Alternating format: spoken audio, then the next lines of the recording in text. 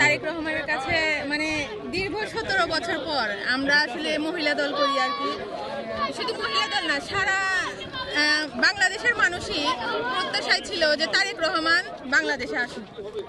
আমরা তার জন্য অধীর আগ্রহে মানে কি বলবো, বলার কোনো ভাষা নাই আর কি। আমরা খুবই আনন্দিত যে তারেক রহমান আমাদের সিরাজগঞ্জের মাটিতে আসছে। আমরা এই যে নদী ভাঙন এলাকার মানুষ, অসহায় দরিদ্র মানুষ, তার কাছে দাবি থাকবে যে আমাদের এগুলো যেন সমস্যাগুলি যেগুলো আছে সব যেন তিনি সমাধান করে।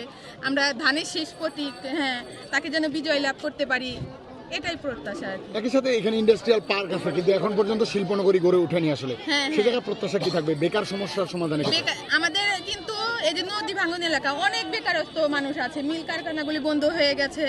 তারপরে মনে করেন যে আপনার হচ্ছে এই যে এই নদী ভাঙনের যে ব্যাপারটা, মানে এটা বাদ যেন তৈরি করে দেয়। এখানে শিল্প কারখানা হলে অনেক মানে দারিদ্র মানুষ থেকে মানুষ মুক্তি পাবে আর কি।